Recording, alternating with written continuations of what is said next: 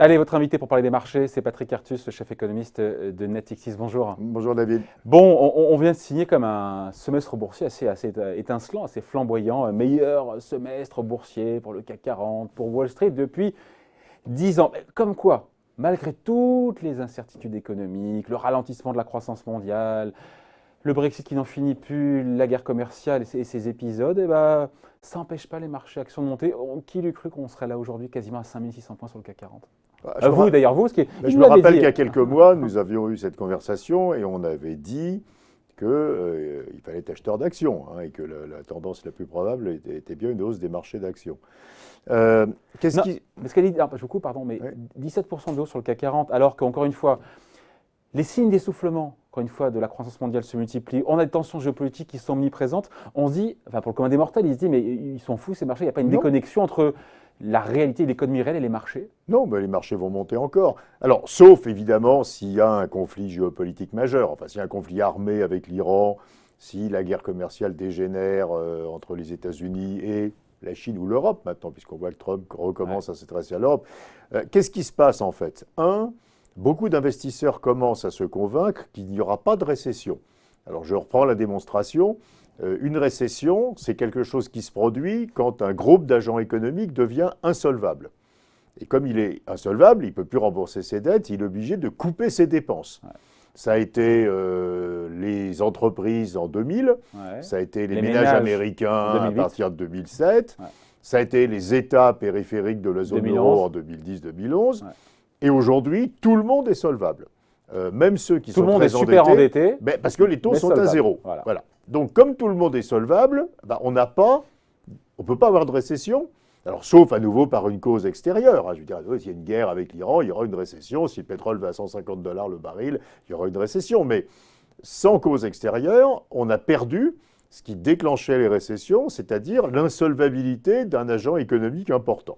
Donc, la plupart des investisseurs commencent à comprendre ça. On peut avoir un ralentissement de la croissance, parce qu'on a trop acheté de logements, on a trop acheté de voitures, donc tout ça ralentit. On voit bien, la voiture et le logement ralentissent à peu près dans tous les pays. Encore plus la voiture que le logement. Oui, mais en France, en Chine, aux États-Unis, on voit que... mais ça fait une espèce de cycle mou, mais c'est pas une récession. Donc, pas de récession.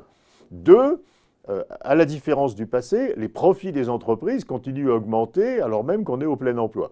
Et ça vient de ce que les taux d'intérêt sont bas, de ce que les salaires n'augmentent pas vite. Et donc, certes, les bénéfices par action cette année ne vont pas être formidables. On attend 5% à peu près de hausse, aussi bien aux États-Unis qu'en Europe. Mais enfin, d'habitude, c'est moins beaucoup quand on arrive à la fin d'une expansion. Là, on est à plus 5. Et donc, les investisseurs se convainquent que les bénéfices continuent à augmenter. Oui, sauf que le marché prend 17 en 6 mois quand les bénéfices sont en pleine 5 sur un an. Oui, mais c'est pas que ça. Les banques centrales nous annoncent toutes qu'elles vont baisser les taux d'intérêt. C'est ça qui a fait monter le marché. Oui, mais pas seulement. Un gros morceau quand même. Oui, mais pas seulement, parce que regardez le passé, c'est assez intéressant. Les baisses de taux en début de récession, ça n'empêche pas que les actions chutent. Ça, c'est vrai, ça. Et les baisses de taux, quand il y a de la croissance, ça fait monter les actions. Donc il faut à la fois... Aujourd'hui, oui, on est là. On se dit, bon, la croissance ne va pas être énorme, On va être à 1 quart en Europe, à 2 aux États-Unis. Bon, enfin, il reste de la croissance, les bénéfices continuent à monter et les banques centrales baissent les taux. Et on a des taux d'intérêt qui deviennent tellement délirants, on est à moins 0,36 ce matin pour le 10 ans allemand, que, évidemment, ça pousse aussi de l'argent vers les actions. Vous êtes assureur, vous essayez d'en mettre le plus possible, compatible avec votre régulation, vos limites de fonds propres, etc. Et surtout, les Chinois baissent les taux, les Américains vont baisser les taux, la BCE va baisser les taux, etc., etc. Donc on est dans un environnement... Voilà. Et tout ça est quand même favorable aux actions. Donc, on a une valorisation en plus du marché. En Europe, aux États-Unis, le S&P est à 17, plus de 17. Oui, le PER sur les résultats de 2020 en Europe est à 14, ce qui est quand même toujours en dessous de la moyenne historique. Aux États-Unis, on est presque à 18, ce qui est à peu près la moyenne historique. Donc on n'a pas un marché qui est monstrueusement cher. Et tout le reste est quand même plutôt positif. Alors bien sûr, à condition que Trump ne fasse pas de grosses bêtises avec les droits de douane. On a le sentiment que Chine-US, ça y est, on est en train de calmer tout. Vous savez, même Huawei, les Américains disent qu'ils vont finalement recommencer à livrer. Ils étaient en train de tuer les fournisseurs de Huawei aux États-Unis. Fournisseurs américains. Voilà, donc Trump a mis 3 mois à le comprendre, que c'était ceux qui allaient souffrir, c'était plus les gens qui vendaient des choses à Huawei que Huawei. Bon, du coup, comme il est à peu près maintenant en train d'arriver à un Il a compromis avec... rétropédalé, Trump. On en parlait hier. Mais il a On rétropédalé était avec sur Jean-Hervé Lorenzi hier pour en discuter. Oui. Parce qu'il a Non, quand même, mais il a quand même. Qu'est-ce qu'il est en contrepartie? Pas de nouvelles sanctions de la part des Américains.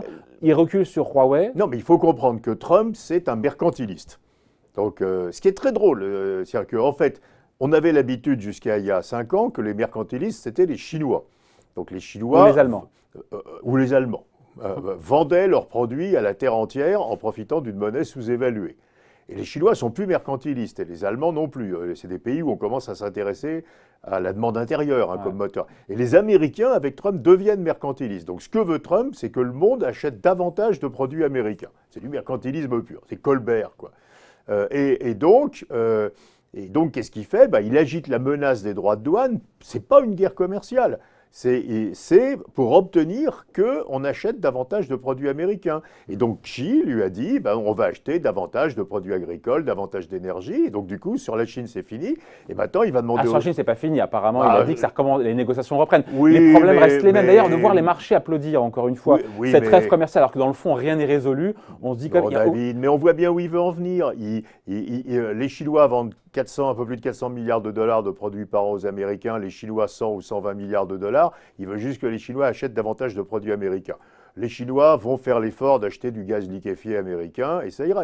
C'est du mercantilisme. Maintenant, et cette guerre technologique. Maintenant, il se tourne vers... Oui, mais alors le mercantilisme, il a comme conséquence... Les Américains, ils n'ont pas grand-chose à vendre. Ils ont de la techno, de l'énergie et de l'agriculture. Donc, il faut, qui ne soit pas dans l'accord de Paris. Vous pouvez comprendre tout, Trump, avec cette hypothèse du mercantilisme. Il ne peut pas être dans l'accord de Paris, puisqu'il veut vendre du gaz liquéfié au reste du monde. Bon, donc, il faut que le reste du monde achète du gaz liquéfié. Il ne faut pas que la Chine soit indépendante technologiquement, parce qu'il veut vendre des produits technologiques à la Chine. Et donc, toute sa politique est cohérente. C'est une politique mercantiliste. Il veut que les États-Unis croissent avec un rapport de force où il oblige les autres à acheter davantage de produits américains. Ouais. Est-ce qu'on ne se dit pas quand même que cet optimisme, pas euphorie, mais optimisme des investisseurs, a tendance aussi à pousser une forme de... Le fait de minimiser un petit peu même les inquiétudes, on se dit qu'à chaque fois qu'il y a une mauvaise nouvelle, bad news is good news, mauvaise statistique économique, indice des PMI, directeurs d'achat dans le monde, qui n'est pas bon, on se dit c'est bon parce que les banques centrales vont baisser les taux d'intérêt. Les PMI manufacturiers pardon, sont pas bons. Les PMI des services sont très bons. Manufacturiers, pardon. Ah oui, alors il faut aussi... donc chaque mauvaise nouvelle, c'est une bonne nouvelle parce que derrière, les banques centrales... Il va falloir admettre que le monde est en train de devenir une économie de services. Donc regardez le PMI manufacturier alors que l'industrie c'est 10% du PIB des États-Unis, il vaut mieux regarder le PMI des services. Le PMI des services, il est très très haut, y compris idem en Chine, idem en Europe. Donc le monde est en train de se désindustrialiser rapidement. Donc effectivement, l'industrie souffre. Mais l'industrie, c'est qu'un tout petit bout maintenant de nos économies, malheureusement d'ailleurs. Non, je crois qu'il faut aussi comprendre autre chose. C'est que depuis la crise, il y a 10 ans, les gouvernements et les banques centrales ont une détestation absolue des récessions. C'est ça. Parce que les récessions... Ça, c'est la grande nouveauté. Oui, oui. C'est-à-dire qu'avant, on avait quelque chose qui était assez calibré. Au début d'une phase d'expansion, on faisait des politiques expansionnistes, et puis dans la seconde moitié, on faisait des politiques restrictives. Voilà. Et aujourd'hui, on ne fait plus les politiques restrictives dans la seconde moitié des expansions, parce qu'on a la terreur même du ralentissement économique qui pourrait devenir une récession. Ouais. Et pourquoi ? Parce qu'on a vu en 2000 la crise bancaire, la crise sociale, la montée des populismes, etc. Personne ne veut prendre de risque de la récession. Donc, on est revenu... Vous vous rappelez, il y a très longtemps, il y a 20 ans, il y avait le fameux Greenspan put, en disant le marché américain, il peut que monter parce que Alan Greenspan l'empêchera de baisser. Alors, ça a très mal tourné parce qu'en 2000, il ne l'a pas du tout empêché de baisser. Mais on est revenu au Greenspan put, c'est-à-dire l'idée que les gouvernements et les banques centrales agiront de concert de toute façon pour faire en sorte qu'il n'y ait pas de récession. À juste titre ? Alors, non, mais c'est vrai que les risques, on a quand même vu les banques, le chômage des jeunes, les crises politiques, les nationalismes, donc les gens ont la trouille, quoi. Et donc on sait qu'on aura une réaction extraordinairement forte s'il y a une récession. La BCE rouvrira le quantitative easing, elle est en train de réfléchir à la façon de traiter la question des limites sur les dettes. Elle On va en y parlait arriver. hier de ça. Ouais. Oui, mais elle va y arriver. C'est une astuce qui permet de le faire. Elle rendra ses droits de vote en cas de Exactement. renégociation des dettes. Hein. Parce qu'elle possède parfois la BCE, notamment sur la dette portugaise et Elle a néerlandaise. un tiers. Un tiers, Elle a un ce qui est tiers. quand même dingue. Un tiers de la Oui, dette mais il suffit publique. qu'elle dise que s'il y a une restructuration, elle ne votera ouais. pas. Voilà, et On en là, a elle peut parlé hier de monter ça, plus. Hein. Les États feront d'énormes déficits publics, si jamais ça se produit, qui seront monétisés par les banques centrales. Donc on sait en plus que, enfin, je veux dire, il y aura un effort colossal pour ne pas entrer en récession. Donc la prochaine récession, elle viendra d'un choc extérieur, Alors elle peut venir, soit alors des abus, mais pas naturellement. Si, elle peut venir naturellement. Elle peut venir d'un choc extérieur, ou une guerre, etc. Ouais. Les dépenses militaires du monde n'arrêtent pas d'augmenter, ce qui est quand même pas que rassurant. Elle peut venir des ennuis que crée cette politique. Quand vous maintenez les taux à zéro jusqu'à la fin des temps, On ne peut plus en sortir. vous ne pouvez pas en sortir. Ça fait longtemps qu'on le dit, ça. Hein. Non, mais sauf que vous allez finir par refaire une gigantesque bulle immobilière. Et cette bulle immobilière, par elle-même, peut créer une crise, quoi, hein, sans qu'il y ait besoin que les taux d'intérêt remontent. Comment parce que par un effet de prix. C'est-à-dire qu'une bulle immobilière éclate si les taux d'intérêt remontent, c'est ce qui s'est passé en 2007. Mais ça n'arrivera pas. Mais elle remonte si les prix de l'immobilier si les prix de l'immobilier sont tellement élevés que plus personne ne peut acheter d'immobilier. Et donc évidemment, à ce moment-là, les prix On n'y est pas parce que pour la preuve, on n'y est pas, puisque les prix d'immobilier accélèrent dans tout l'OCDE. Donc on est en phase, au contraire, où la bulle gonfle sur l'immobilier. Donc il peut se passer des choses qui cassent la croissance. Mais on sait qu'à ce moment-là, si jamais, vous voyez, scénario, les prix immobiliers augmentent, et puis ils explosent parce que plus personne ne peut acheter de maison, les banques centrales et les États iront massivement au secours des économies. Donc on peut dormir tranquille. Si vous êtes investisseur, vous vous dites, 1, je ne vais pas acheter des obligations à taux négatif. Ouais. 2, la probabilité d'une récession à court terme est extraordinairement faible. 3, si jamais la croissance ralentit trop, il y aura un soutien massif de la politique budgétaire et de la politique monétaire. 4, les actions ne sont pas extraordinairement chères non plus. 5, les bénéfices, même si c'est à petite vitesse, continuent à augmenter. Et voilà. Et donc, je pense que le marché action, sauf accident, à nouveau, ça peut être une guerre, hein, mais sauf accident, le marché action va continuer à monter. Ouais. Après, il y a beaucoup d'économistes aux États-Unis, quand on les interroge, qui de plus en plus voient une récession sur 2020-2021. Ils ont tort. Ils ont tort parce qu'ils ont tort, mais il y en a de plus en plus. Hein. Oui, mais ils copient-coller les cycles du passé. Ils copient-coller les cycles du passé. Ce qu'il faut comprendre, c'est que même en 2007, on se dit en Europe, les salaires, les coûts salariaux, c'est-à-dire les salaires corrigés de la productivité, augmentent de 5% par an. Et donc évidemment, les banques centrales montent les taux. La Réserve fédérale monte les taux au-dessus de 5%. Ouais, mais on n'est pas là aujourd'hui. Hein. Et c'est ça qui retourne les prix de l'immobilier, et c'est ça qui déclenche la crise des subprimes. Aujourd'hui, la Réserve fédérale est à 2,5, elle va descendre à 2, 1,75, les marchés disent 1,25. Et donc les prix de l'immobilier ne vont pas se retourner. Enfin bon, donc on n'est pas du tout dans la même configuration cyclique qu'en 2007. Hein. Donc à vous écouter, l'année n'est peut-être pas terminée, parce que 17% de hausse, encore une fois, sur le CAC 40, qui viennent corriger aussi. Non mais à nouveau, 2018, il peut y avoir, vous savez, les militaires disent quand on met beaucoup de bateaux de guerre trop près l'un de l'autre dans la même région, ça finit toujours mal. Hein. Donc il peut y avoir un incident militaire au Moyen-Orient, en mer de Chine du Sud, enfin en dehors de ce genre de choses. C'est-à-dire que l'objectif, c'est même pas de tenir sur le CAC 40 cette performance qui est sublissime sur 17% sur un semestre. On peut continuer. Non, mais vous êtes assureur allemand. Vous devez donner 2 ou 3% de rendement à vos clients. Et vos taux domestiques sont à moins 0,36. Vous faites quoi? Alors, vous achetez de l'immobilier, vous achetez de la dette italienne, comme une nouvelle, qu'il y a des acheteurs étrangers de dette italienne qui viennent chercher les taux d'intérêt à 2% en Italie. Vous achetez un peu de dette américaine à 2%.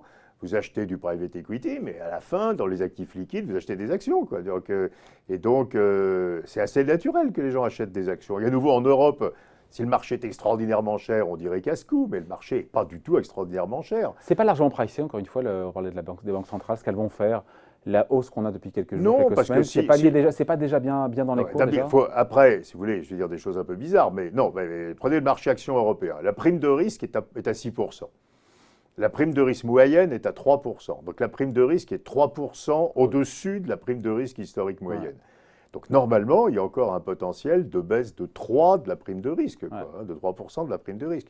Cette prime de risque, elle est de 3% parce que les gens, quand même, sont en réalité assez prudents, parce que tout le monde n'est pas encore convaincu que les taux d'intérêt vont rester à zéro. hein, et on a tendance quand même à actualiser les bénéfices futurs, pas avec des taux d'intérêt qui ne sont pas zéro, quoi. Ouais. Mais, je fais juste un cours d'arithmétique, mais si vous actualisez les bénéfices futurs à 3%, ça vous met une prime de risque à 6, alors qu'en réalité, elle est à 3. Quoi, Ouais. je veux dire. Alors en réalité, il faut les actualiser à 0, mais on n'ose pas faire ça, actualiser à Non. 0.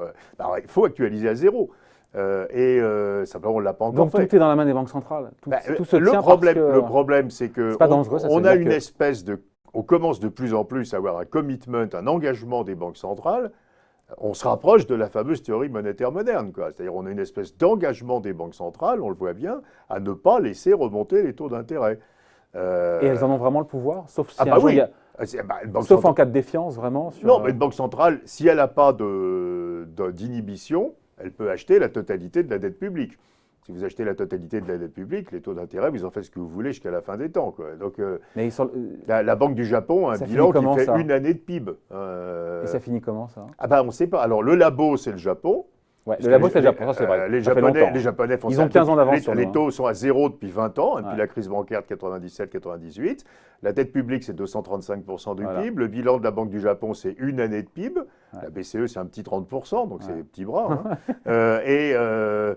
Et honnêtement, pour l'instant, il ne s'est rien passé de dramatique au Japon. Le yen est plutôt une monnaie forte. Il n'y a pas de bulle scandaleuse sur quoi que ce Mais soit. qui l'eût cru, hein Qui l'eût cru La seule chose qui se passe, c'est vraiment théorie monétaire moderne. Donc l'État japonais continue à faire entre 4 et 5% par an de déficit public, financé par la création monétaire avec des taux de zéro. Et pour l'instant, il ne s'est passé aucune catastrophe. Alors après, on se dit, un jour, il y aura une énorme bulle immobilière ou une énorme sortie de capitaux. Et ça fait 20 ans qu'on ne l'a pas. Hein. Donc alors, c'est rassurant pour nous, Européens. on est très loin du niveau du Japon dans cette politique. Et donc on doit se rassurer. Alors on a une alors. dette publique qui fait 100% du PIB et on a une banque centrale qui a un bilan qui fait 30% du PIB. Donc on est très très très très très loin du niveau du Japon. Donc avoir une banque centrale Et- qui au final se retrouve être le créancier de l'État, des États, sachant qu'au capital de la BCE il y a les États, on se dit quand même qu'on marche un peu, non? Oui, mais à nouveau, tout ça fait peur. Je dis simplement... Ah bah quand même, je suis heureux de l'entendre. Oui, oui, mais ça fait peur. Mais d'un autre côté, ça peut mettre... Si la Banque centrale il y a deux risques, hein, c'est à nouveau, je le disais tout à l'heure. C'est un, l'inflation revient. Alors là, dilemme affreux. Ouais. La Banque centrale, elle Mais qu'on ne voit pas, même dans les pays au plein emploi, on ne le voit pas. Oui, aux L'inflation salariale. États-Unis, où on est à 3,6% de taux de chômage, l'inflation sous-jacente est 1,4. Et les salaires augmentent de... Et les salaires augmentent de 3, mais Ouais. la productivité est à 2, donc il n'y a pas d'inflation, quoi. Hein. Et donc, on n'a pas d'inflation même au plein emploi. Tant qu'on est là, bon, déjà, le risque inflationniste, il semble pour l'instant très, très absent. Après, il y a le risque géopolitique, on en parlait, et puis il y a le risque de déséquilibre financier majeur lié à la politique de taux zéro. Et à mon avis, c'est ça le plus inquiétant. C'est qu'il y aura bien un jour un gros déséquilibre financier lié à la politique de taux zéro. D'abord sur les... Ça peut être très grand affaiblissement des banques, alors ça c'est en Europe, ça a commencé. Ça peut être une bulle immobilière, ça peut être des grosses sorties de capitaux. Il y a bulle immobilière. Il y a bulle Pas immobilière. encore. Pas Les encore. prix montent, on n'est pas encore en bulle. Bon, les prix accélèrent, en fait. Il faut regarder l'OCDE. Les prix de l'immobilier accélèrent. Mais pour l'instant, on n'y est pas. Donc pour l'instant, ces déséquilibres financiers ne sont pas énormes. La théorie des banques centrales, vous la connaissez. Hein. Jens Weinmann, d'ailleurs, l'a expliqué assez récemment, très simplement, en disant, ben non, la politique monétaire, les taux, c'est pour l'inflation. Donc comme elle est de 1, les taux sont à 0. Ouais. Et les déséquilibres financiers, c'est pour ce qu'on appelle le macro-prudentiel. Donc c'est la gestion des ratios des banques, des règles. Vous savez, le fameux loan to value ratio, combien j'ai le droit d'emprunter si j'achète une maison, etc. Et donc la politique macro-prudentielle empêche qu'il y ait des déséquilibres financiers, ce qui donne aux banques les mains libres pour faire ce qu'elles veulent avec les taux, et donc il n'y a pas de danger. La réalité, c'est qu'on utilise extraordinairement peu la politique macro-prudentielle. Il y a 2 pays ou 3 pays dans le monde qui le font vraiment, c'est le Canada, la Suisse et la Chine. Hein. Et concrètement, la France a fait 50 points de base de hausse du capital contracyclique des banques. Ouais. C'est vraiment peanuts. Un petit matelas où elle doit mettre de côté. Oui, mais c'est tout petit. C'est le Canada. Mais la théorie des banques centrales, c'est non, ne vous inquiétez pas. Nous avons le macro-prudentiel qui évitera qu'il y ait des bulles, l'explosion de l'endettement. Et du coup, la politique monétaire a totalement les mains libres pour s'occuper de son objectif normal qui est l'inflation. Donc ceux qui prédisent la récession et le crack pour 2021, alors 2020, c'est une plaisanterie. Sur 2021, où voilà. Non, mais il faut regarder à 5 ans, 10 ans, où on se dit à 5 ans, 10 ans, il y aura sans doute des déséquilibres financiers majeurs, quoi, je veux dire, qui arriveront. l'année prochaine, pourquoi il y aura une récession l'année prochaine? À nouveau, une récession, je me répète, hein, mais c'est toujours un groupe d'agents économiques qui devient insolvable. Montrez-moi quel groupe d'agents économiques va devenir insolvable en 2020. Malgré la dette à un niveau record. Oui, l'État japonais, qui devrait être le client formidable pour être insolvable, est hyper solvable, quoi. Il paye moins 0,10%. Vous croyez, on finit là-dessus, Patrick, en juillet, vous pensez que la Fed va, dès le mois de juillet, à cette question des marchés, est-ce que dès le mois de juillet, elle va baisser ou pas, 25, 50 points de base? Non, 50, ils ont tous dit que c'était trop, mais 25, ils vont sans doute le faire en juillet. Oui. Ce qui tord le bras un petit peu aussi à la BCE, qui va devoir agir aussi Oui, alors pour ne pas après, se retrouver désynchronisé. Après, on n'en a pas parlé, mais évidemment, la guerre d'échange est déclenchée. Une des raisons sans doute pour laquelle la BCE annonce qu'elle va baisser les taux, c'est qu'elle sait que la Fed va le faire et elle ne veut pas que l'euro s'apprécie. Et l'euro va commencer un tout petit peu monter. On est à 1,14 et que ça a un impact évidemment sur l'inflation importée. Il y a une guerre d'échange larvée en fait qui a commencé entre les États-Unis, la Chine et l'Europe. Voilà, on se retrouve, on se parlera, parce qu'on sera, on vous l'a dit, aux rencontres économiques d'Aix-en-Provence, on sera présent, on est partenaires médias, évidemment, on va interviewer Bruno Le Maire, Violet Pénicaud, des patrons du CAC 40, des économistes, on se reverra tranquillement en fin de semaine. Merci beaucoup, Patrick. Merci, David. Ciao.